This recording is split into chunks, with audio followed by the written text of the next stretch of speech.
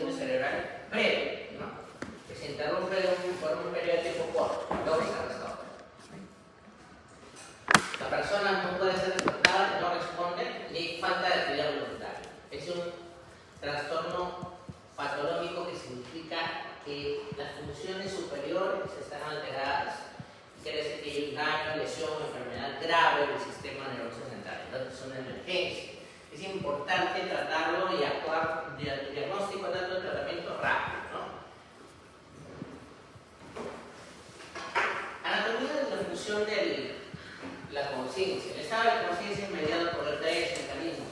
Primero, la corteza cerebral, donde se realizan todas las funciones superiores, en el cual está la conciencia humana, el pensamiento, la percepción, el sistema de activación reticular ascendente, que es quien regula el estado de vigilia y conciencia, y finalmente las conexiones talámicas. Las conexiones talámicas tienen una función muy importante, porque son las que integran las sensaciones o todas las señales sensoriales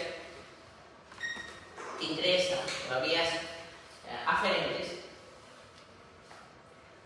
le envían a la corteza, y en la corteza nosotros recibimos la información y tomamos una decisión. Por ejemplo, yo que estoy sentado acá, vi que todos los alumnos se llenaron, que ya es hora de dar clase, me paro y empiezo a dictar la clase, ¿no es cierto? Esa es una función de una toma de decisión superior de corteza cerebral. Corteza cerebral está más desarrollada en los seres humanos comparativamente de otros animales. Los otros animales no tienen tanto esas funciones superiores.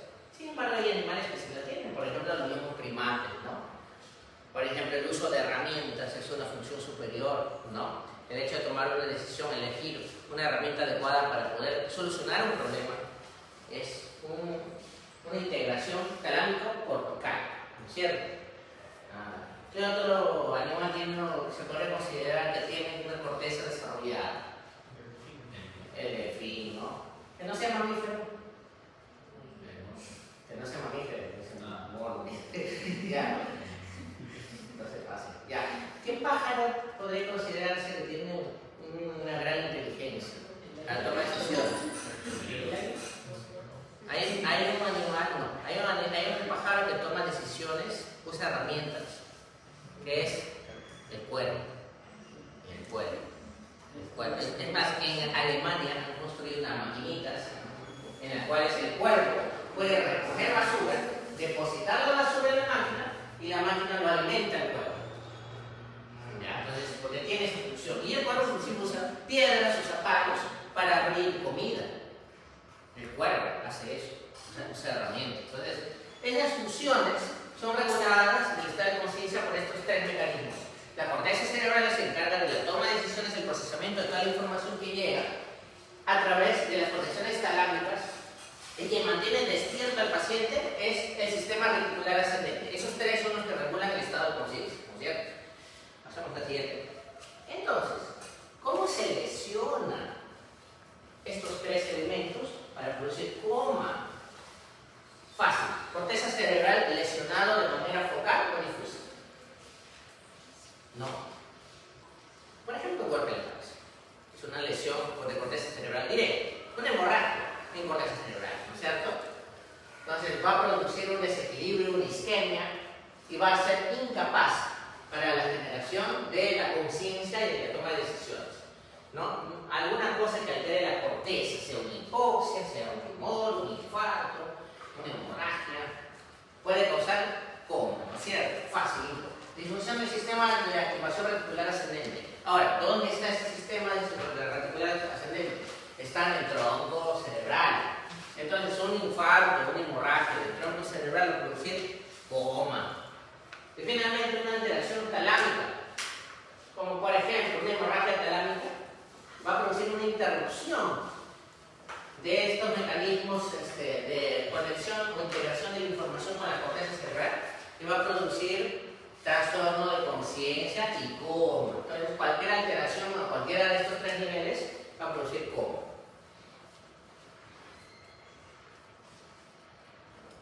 Entonces, ¿qué causas podrían causar el coma? Fácil, un traumatismo, lo que decía al principio, que te golpea la cabeza, ¿no es cierto? Daño directo centro o al cortezo o al tronco cerebral. ¿No es cierto? Un accidente cerebrovascular tanto isquémico como hemorrágico, ¿no? Puede producir.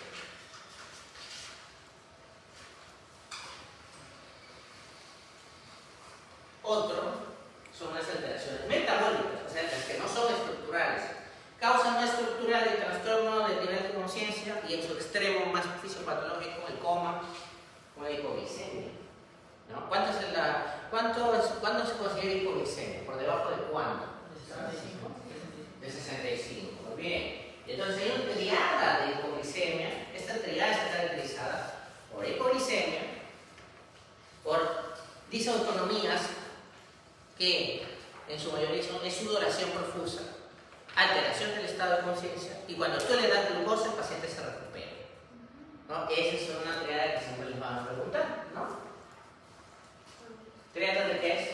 ¿El nombre? ¿De? ¿Se acuerdan? ¿No? ¿De? ¿De qué? Lo buscan, ¿no? A ver, hipoxia fácil, es lo mismo, pérdida de aporte oxigenatorio,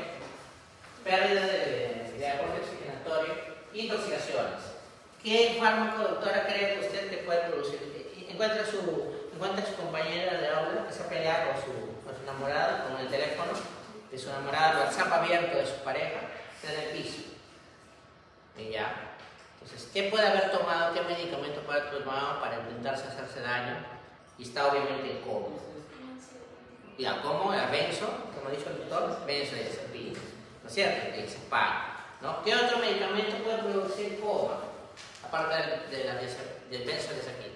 ¿Qué otro? ¿Ok? Pues, ¿alguien? Me pregunto desde frente. Los opioides, ¿no? Entonces, obviamente, ¿no? Los anestésicos como el propofol, ¿no? El alcohol, ¿no? Entonces pueden producir un estado comatoso. Y finalmente infecciones, tipo meningoencefalitis, porque van a producir aumento de la presión intracraneana, va a disminuir el flujo sanguíneo cerebral, va a producir hipoxia, isquemia y coma.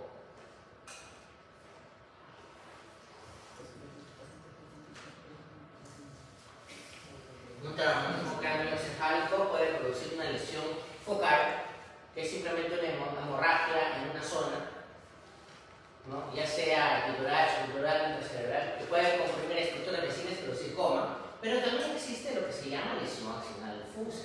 ¿Cómo se define la lesión axonal difusa? Es el daño de todo el cerebro.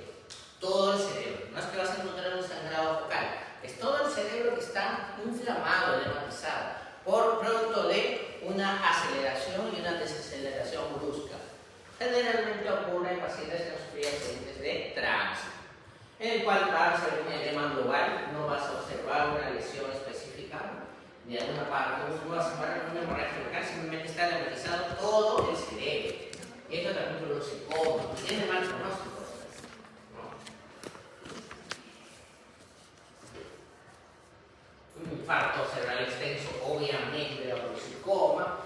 Las hemorragias, ya hablamos de cómo funcionan las hemorragias. ¿No? Cualquier cosa que pueda producir hipertensión intracraneana, mayor isquemia, mayor sufrimiento cerebral, va a producir coma. Y en un caso extremo, cuando la hipertensión intracraneana es extrema, es severa, se va a producir las herniaciones. Hay diversos tipos de herniaciones, siendo la herniación amigdaliana y la umbilical las que más comprometen la vida del paciente, porque estas dos están cerca del tronco cerebral y produce lesión directa con paro cardiorrespiratorio y fallecimiento del paciente. Entonces, las hernias bucales afectan al sistema reticular ascendente porque está en el tronco. Produce un daño mecánico en el tronco, una lesión del SARA y produce una alteración comatosa. Y la herniación tonsiliar es cuando todo el contenido del tronco se escapa por el agujero magno y lamentablemente produce paro cardiorrespiratorio, coma y fallecimiento del paciente. Imágenes. Acá hay una imagen bien sencillita. Acá se ven los tres tipos de herniación. Esta es la bucal, el uncus, la tonsilar, se dice tonsilar o amigdaliana, porque esta es la amígdala del cerebro, ¿cierto? ¿Ya? Se comprimen las estructuras, se dan en esta zona, se lesiona el receptor cerebral para el respiratorio con menor, ¿cierto? Acá produce también por vecindad también lesión de lo que viene siendo todo el sistema reticular ascendente por vecindad, puede haber lesión talámica, y en la herniación subfalciana que es arriba va a haber daño de corteza cerebral. Entonces hay diferentes tipos de herniaciones. La más peligrosa es la que produce paro cardiorrespiratorio, ¿no? La herniación tonsilar, ¿no? Que es esa de acá. Tenemos la 3, que es la subfalciana, en el cual un contenido del hemisferio cerebral migra al otro lado y atraviesa la hoz del cerebro. Por eso se llama herniación subfalciana. El falcio es la hoz del cerebro, ¿no? Luego están las transtentoriales, las subcales, las transtentoriales ascendentes, las transcavitarias, que es cuando, por ejemplo, hay una fractura o un defecto de continuidad en el cráneo, o puede ser relacionada al mismo tratamiento. Los pacientes que tienen un edema cerebral con presión intracraneana elevada, se les hace una craneectomía descompresiva y se les saca un pedacito del cráneo y por ahí se va a herniar naturalmente una parte de la masa encefálica, pero vamos a salvar de vida al paciente porque va a descomprimir todo el sistema y va a bajar la presión intracraneana, va a bajar, ¿cierto?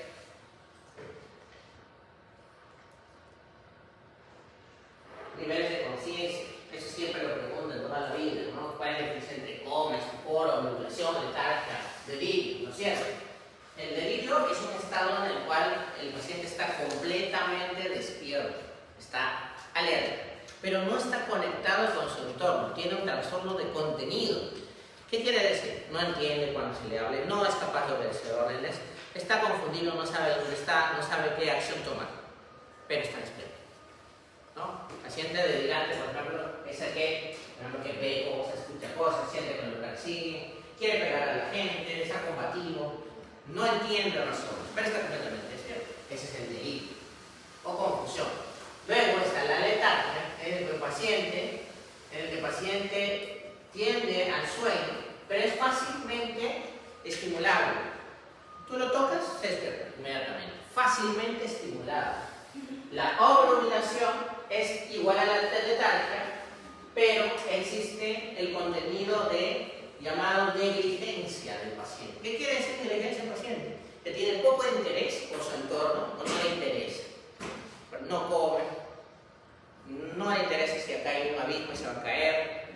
Su entorno, los peligros de su ambiente, no los toma en cuenta, simplemente existen nada más. Esa es la negligencia, es la diferencia entre la obnubilación y letargia, la negligencia del paciente por su entorno. ¿Ya? El estupor es un estado de inconsciencia en el cual el paciente tiende al sueño y se necesita un estímulo fuerte para poder despertar, pero el paciente llega a despertarse con ese estímulo fuerte, ¿no? Sacudirlo, estimular dolorosamente fuerte al paciente, se va a llegar a despertar. Esa es la diferencia entre letargia y estupor, porque en la letargia solo se necesita un estímulo moderado para despertar y despertar fácilmente. En cambio acá con mucha dificultad te despierta. Y en el coma no hay respuesta alguna a los estímulos. No se despierta para nada, con ningún estímulo.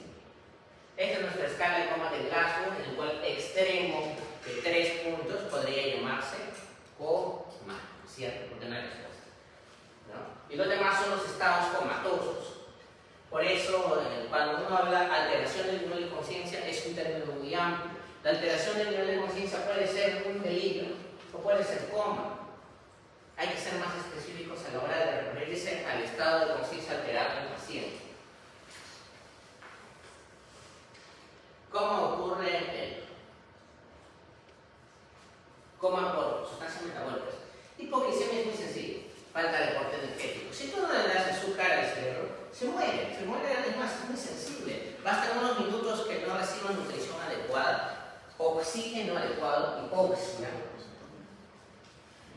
y empieza a haber daño celular. Se habla de la reanimación cardiopulmonar, que si el paciente tarda más de 10 minutos, ya no hay recuperabilidad de daño cerebral, porque ese es el tiempo que sin recibir oxígeno, ¿cierto? Entonces, si tú estás haciendo RCP y el paciente no mejora después de 10 minutos, es casi inútil hacer el RCP, porque puede volver a latir el corazón, pero ya el daño cerebral es severo. Severo. Intoxicaciones. Depresión del sistema nervioso central por los medicamentos que hablamos. Benzodiazepinas, anestésicos, entre los cuales está el propofol, los barbitúricos, ¿no? Entonces puede producir intoxicación y va a producir coma. Evaluación clínica del paciente en coma.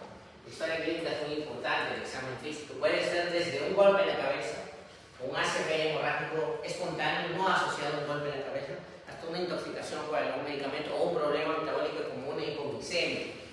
Trastornos del sodio también están presentes en ello. Una hipergluconatremia puede causar coma. Valorar el gasto y naturalmente nuestra tomografía axial computarizada súper sencillo para ver si hay una lesión estructural, si hay edema cerebral, ¿cierto? Si hay sangrado, si hay infarto. El análisis de sangre más que todo para ver si hay una infección, una intoxicación, para ver los electrolitos del paciente, cómo están. ¿No? Lo bueno es que la glucosa se puede medir fácilmente con una glucosa periférica con una máquina pequeña, eso nos permite tener resultados rápidos. Y finalmente la función lumbar, si tenemos un paciente con trastorno sensorio más signos meningios, ¿no es cierto? Manejo. Obviamente, si el paciente tiene un gasgo de 8 para abajo, intubación, ¿no es cierto? Fácil. Manejo hemodinámico, mantenerlo con una buena presión arterial, no bajar la presión agresivamente, si está con una hipertensión severa, darle glucosa si tiene hipoglicemia, darle oxígeno si está hipóxico, asegurarla bien intubándolo, ¿no? Y obviamente si tiene un ACV, el tratamiento que necesite, una intervención quirúrgica, mannitol, medicamentos para poder absorber el edema y monitorear, tiene que estar hospitalizado. No se olviden desde que comenzamos el curso de fisiopatología, todo paciente que tenga disfunción orgánica tiene que ser hospitalizado. Entonces, sistema nervioso central, largo de 14 para abajo, hospitalización inmediata. ¿Cierto? Hospitalización inmediata. Monitoreo neurológico. Entonces debe estar monitorizado, debe estar monitorizado. Porque le preguntan, yo me acuerdo cuando yo era residente, el doctor preguntaba, no teníamos un paciente dedicado, un paciente de ginecología. ¿Qué tratamiento le das a este paciente que tiene preeclampsia? Y uno de los internos dice, monitoreo, doctor. Monitoreo. El monitoreo es un término muy amplio. ¿Y qué sabe lo que le dijo el doctor al interno? Monitoreo con qué monitor, Samsung o Sony. Monitorea siempre quiere decir controlar las funciones vitales y ir viendo cómo va la evolución, una especie de curva. Si va para arriba o para abajo, pero hacer algo al respecto, ¿no? Ver la causa mientras está conectado el paciente al monitor o evaluado por la enfermera, darle un tratamiento adecuado, porque el tiempo es oro. En estos pacientes el pronóstico depende de cuánto tiempo puede durar el coma hasta que le des tratamiento, porque las células neuronales no tienen capacidad de regeneración, ¿no es cierto? Y depende de si es reversible, ¿no? Obviamente tú vas a incorporar una hipoglicemia con un NM o neoplasia metastásica al cerebro. ¿Cuál se va a recuperar? ¿No? Entonces no vas a esperar. Y encima si es intratable, el tumor cerebral que tiene, no se puede hacer nada. Síndromes convulsivos es el último tema de la unidad del sistema nervioso central en la fisiopatología. Y aquí, más que todo, vamos a hablar de los mecanismos en los cuales se generan estos estímulos eléctricos anormales, ¿no es cierto?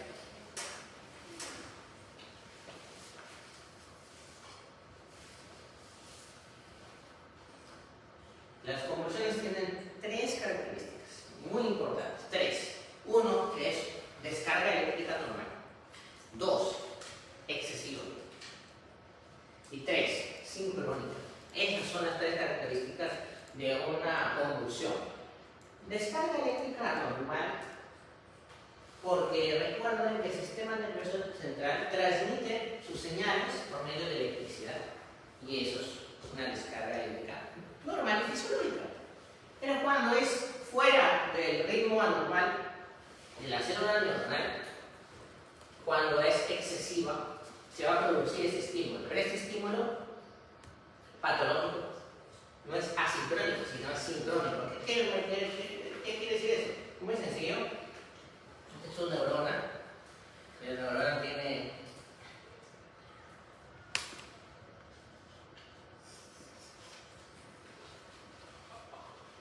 múltiples hábitats, ¿no es cierto? O axones. Y obviamente esto está comunicado con otro igual, y otro con otro igual, y con otro igual. ¿Qué quiere decir? Que si este se estimula y produce un estímulo eléctrico anormal, va a conducir a su vecino y de otro a su vecino y así sucesivamente, produciendo un estímulo sincrónico entre todo ese grupo de neuronas. Al mismo tiempo van a liberar electricidad y por ende va a producir estos movimientos anormales en los pacientitos, que vienen siendo las convulsiones. Entonces, ¿qué consecuencias va a tener eso? Movimientos anormales, alteración del estado de conciencia y fenómenos sensoriales. ¿Qué es el síndrome convulsivo? Es la convulsión, o sea, el concepto de arriba, más que es causado por una patología subyacente y finalmente es recurrente. Esa es la diferencia. ¿Ya? Entonces puede ser alteraciones estructurales, metabólicas y tóxicas.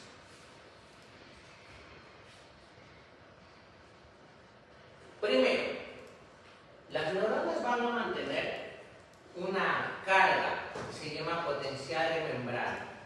El potencial de membrana es una diferencial. Ustedes saben que normalmente las células tienen una carga neutra, ¿no es cierto? Hay una cantidad igual de cationes y de anions. Pero las células que se encargan de enviar un potencial eléctrico lo que hacen es generar artificialmente una gradiente de carga. Y esa gradiente de carga se libera hacia la célula siguiente. Ejemplo, neurona. Otro ejemplo, otra célula que haga eso. El cardiomiocito, ¿no es cierto? El cardiomiocito es el músculo cardíaco, ¿no es cierto? Entonces, esos son los que liberan potencial de acción, ¿no es cierto? A través de la bomba sodio-potasio es capaz de generar este diferencial de acción y cuando ya llega un umbral excitatorio, libera esa carga a la célula vecina. Y así se transmite el impulso nervioso, ¿no es cierto? Muy sencillo. ¿Ya? Luego, ya hemos hablado de potencial de acción y hay sustancias que son neurotransmisores tanto excitatorios como inhibitorios. Ya hemos hablado de eso en la primera clase. ¿Algún excitatorio? ¿Conocen? El glutamato. El glutamato, muy bien. El aspartato y el glutamato. Y el GABA es todo lo contrario, es inhibitorio. Entonces, por raciocinio, cualquier alteración de la bomba de sodio-potasio, de la carga, del potencial de acción o del umbral, cualquier alteración de los excitatorios, que sería una sobreexpresión de mecanismos excitatorios, ¿no? De glutamato, por ejemplo, o una inhibición de los mecanismos inhibitorios, una disminución de la capacidad del GABA, va a producir convulsiones. Punto, ¿no? Muy sencillo, ¿no? Mecanismos. Entonces, la hiperexcitabilidad neuronal es un aumento de la predisposición de las neuronas para poder generar su potencial de acción de manera inapropiada y descontrolada. Puede haber alteraciones en los canales iónicos, mutaciones en los canales de sodio-potasio, por ejemplo, que pueden llevar a despolarización prolongada o inadecuada. ¿Cierto? Alteraciones en la sinapsis, disminución del GABA, aumento del glutamato, que pueden desequilibrar esta relación que en situaciones fisiológicas evitan que se envíe de manera excesiva un impulso nervioso. Van a haber descargas sincrónicas o generalizadas, lo que significa que el grupo o región específica del cerebro va a emitir o descargar de manera sincrónica y a veces generalizada, propagando a todos sus vecinos de manera controlada. ¿Ya? Y finalmente, la capacidad de propagación quiere decir que en una expresión focal se puede propagar hasta cierto punto en un área determinada este impulso nervioso. Y cuando ya es excesivo se convierte en generalizado. Ahora, ¿cuál es la diferencia entre una convulsión focal y generalizada? como su nombre lo dice. Una convulsión focal es un estímulo eléctrico anormal en una sola zona del cerebro. Y generalizada es en todo el cerebro. Punto. ¿Cierto? Y por ende vamos a tener diferentes ciclos, ¿no? Entonces, los factores genéticos. Hay canalopatías, quiere decir que hay mutaciones de la bomba de sodio y potasio que van a producir una generación de potencial de acción alterada. Puede haber defectos en los receptores de los neurotransmisores, por ejemplo, hay una enfermedad en la cual el receptor GABA-A está alterado y eso aumenta la excitabilidad neuronal porque el GABA controla la excitabilidad. También pueden haber alteraciones en la plasticidad sináptica. Recuerden que les mencioné que las neuronas no se regeneran, ¿cierto?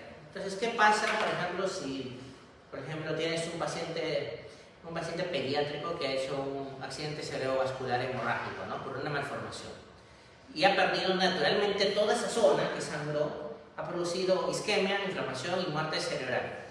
Toda esta zona que queda vacía, vacante, donde neuronas, un grupo neuronal ha muerto, no es que sea reemplazada por nuevas neuronas, sino que las neuronas vecinas compensan generando más conexiones, ¿no es cierto? Esa es la plasticidad.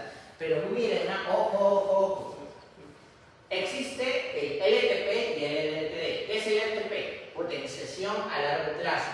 Quiere decir que la neurona produce mayor conexión sináptica con una neuroadaptación, es decir, esta neurona empieza a producir mayores conexiones con sus vecinos para poder mejorar su rendimiento, pero lamentablemente eso aumenta su excitabilidad y por ende estas neuronas que están con una potenciación a largo plazo crónica tienden a ser más propensas a hacer convulsiones. También existe el caso contrario, que se llama depresión a largo plazo, que es cuando un grupo neuronal está dañado y la eficacia sináptica por deterioro está alterada. Son neuronas que ya están dañadas, que la capacidad de transmisión nerviosa está alterada, la capacidad de estabilizar su sinapsis con el GABA está comprometida y estos también están propensas a hacer convulsiones, o sea, ni lo uno ni lo otro. Una sobrecompensación o un deterioro, una demencia, puede estar asociada a convulsiones, ni mucho ni poco, ¿no es cierto? Tipos de convulsiones, es súper importante.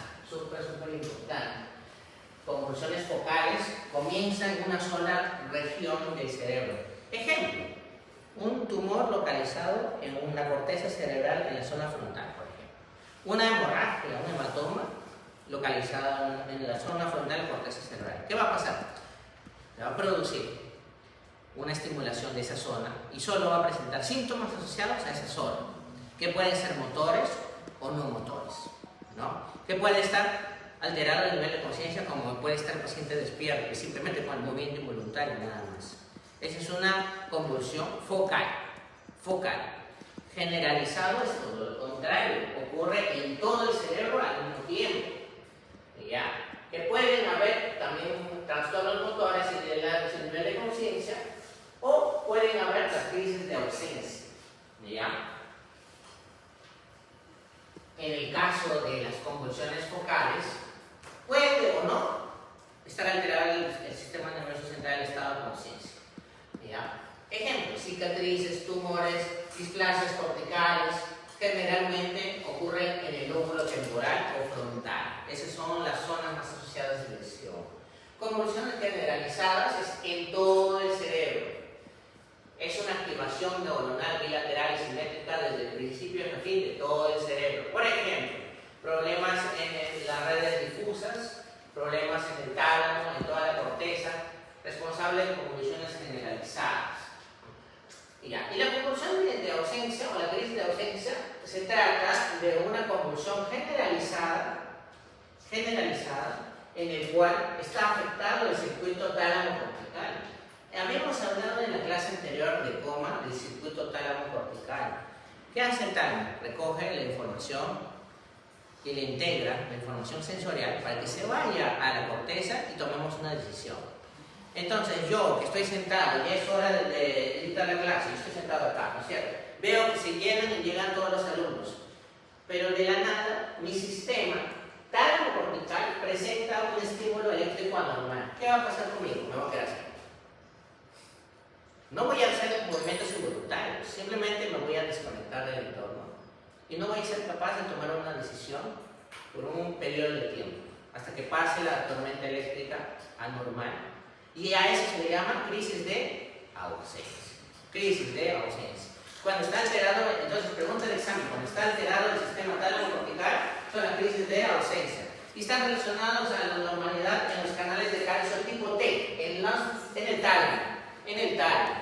Y eso produce la crisis de ausencia. No hay movimientos involuntarios. Yo no me desmayo, no me sacudo. Simplemente me quedo así, un ratito, como una pausa, desconectado del entorno. Porque el sistema tálamo cortical que integra las sensaciones con la toma de decisiones en la corteza y luego con la efectuación eferente de las decisiones, con una respuesta motora que significaría levantarme, empezar a hablar, empezar a dictar clase, todo eso se pierde y me quedo así, desconectado. Eso es una crisis de ausencia que es generalizada, o sea, no motora, también llamada crisis no motora.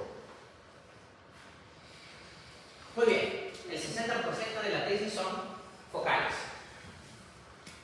asociados a una zona del cerebro.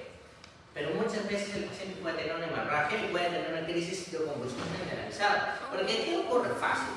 Esta hemorragia produce primero una convulsión focal, pero es tan fuerte el estímulo eléctrico que por propagación se descontrola y se va a todo el cerebro, la onda eléctrica.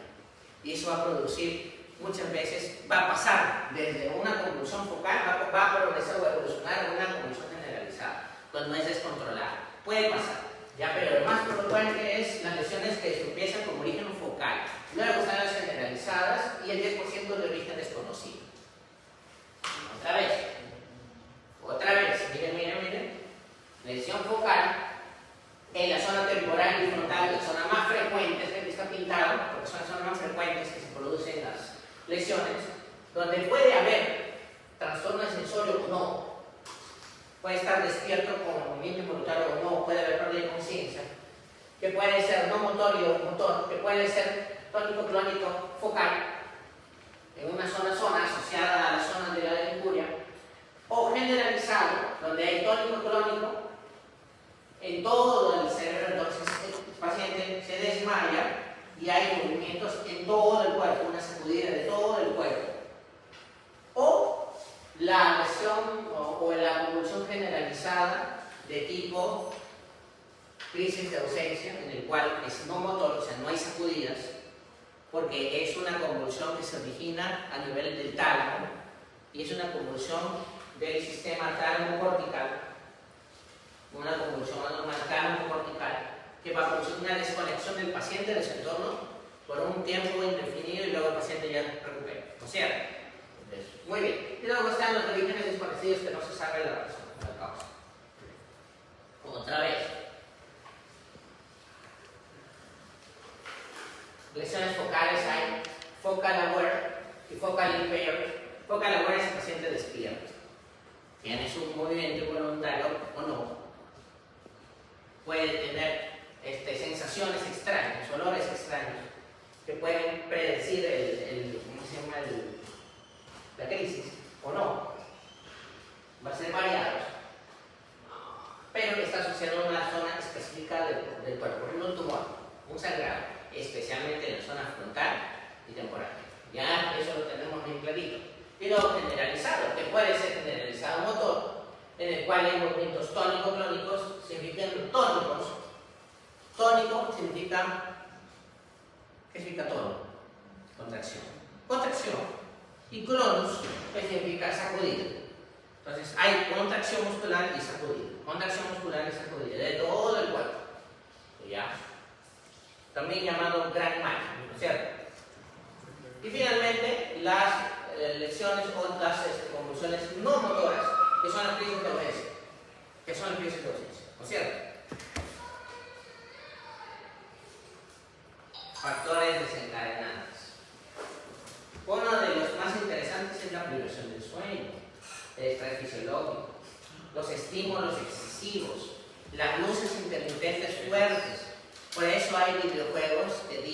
fiestas, videojuegos, luces intermitentes, tengan cuidado. Porque ha habido casos, al menos en la década de los 90, cuando había menos reglamento, que han habido muchas personas que han convulsionado, ya sea con videojuegos o con películas.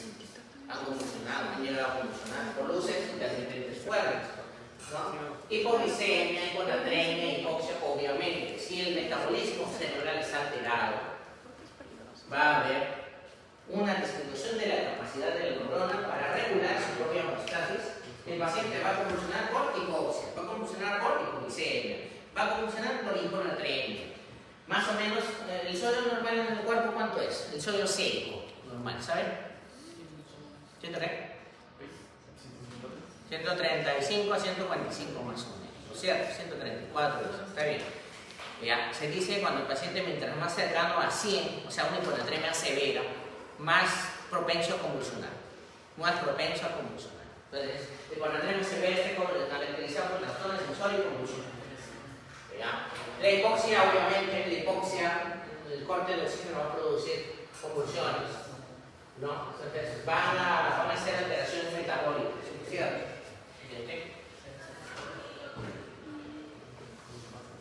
Va a haber alteración de la bomba sodio-potasio, ya hablamos, ya sea por canaliculopatías, pero también en la misma crisis epiléptica, la misma bomba sodio-potasio pueden fallar. Puede haber mayor despolarización formándose un círculo vicioso. ¿Qué quiere decir? Se altera el potencial eléctrico. Las células pierden capacidad, se lesionan y pierden capacidad de controlar su homeostasis y controlar sus cotransportadores de sodio y potasio. Y eso hace que pierdan o disminuyen el umbral para que sea más fácil que se exciten. Y como están bajo un estímulo eléctrico, van a convulsionar. Entonces, eso va a producir convulsiones provocadas en cadena. ¿Cierto? El estrés oxidativo, otra vez tenemos acá el estrés oxidativo, también puede producir o puede ser desencadenado por una convulsión, ¿no es cierto?